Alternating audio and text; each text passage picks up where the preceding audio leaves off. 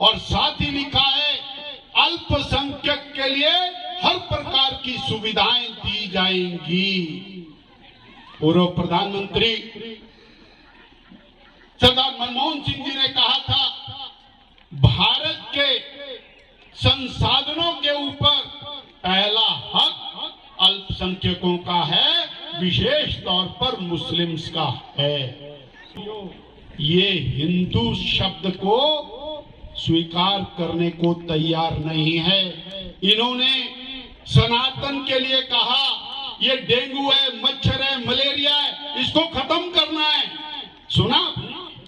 इन्होंने कहा डेंगू को, मच्छर को, मलेरिया को खत्म करना है, सनातन को खत्म करना है। और दूसरी बात कही, हम जाति के आधार के ऊपर हिंदू को डिवाइड,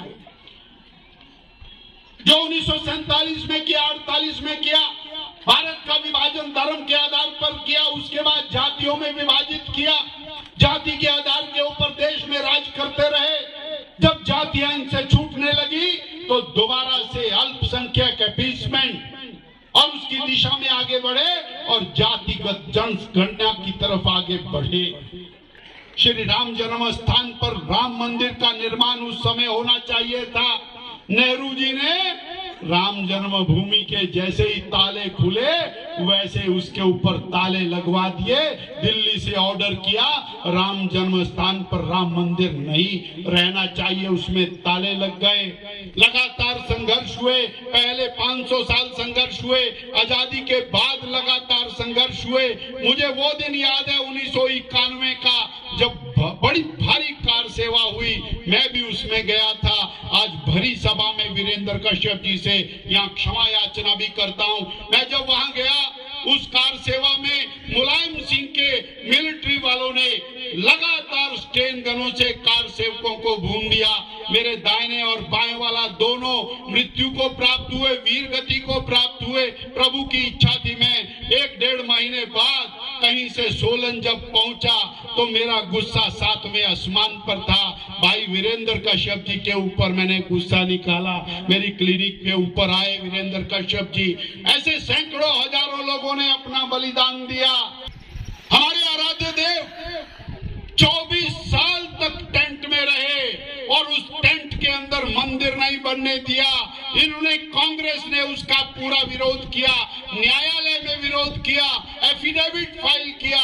और क्या कहा एफिडेविट में, माताओं बहनों, भगवान राम तो हुए ही नहीं, ये तो केवल एक कपोल कल्पित कहानी है। ना राम हुए, ना सीता हुई, ना लक्ष्मण हुए, और राम सेतु है।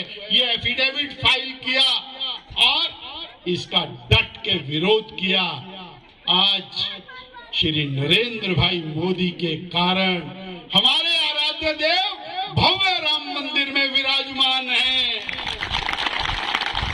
वो दिव्य, वो अलौकिक श्री राम जी का मंदिर देने वाले श्री मोदी जी को क्या हम तीसरी बार देश का प्रधानमंत्री नहीं बनाएंगे?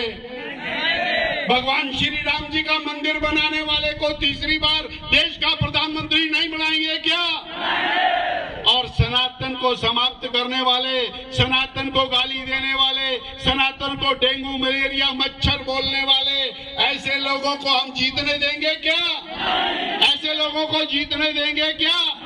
देश को जाति, धर्म, संप्रदाय के आधार पर बांटने वालों को हम जीतने देंगे क्या? मैं और ध्यान कराता हूँ, या ओबीसी की बात हो रही थी, उसी के आगे पन्ना नंबर के ऊपर लिखा है ओबीसी आरक्षण में से 6% आरक्षण निकाल करके अल्पसंख्यकों को दिया जाएगा। और ये काम ये पहले 2 राज्यों में कर चुके हैं।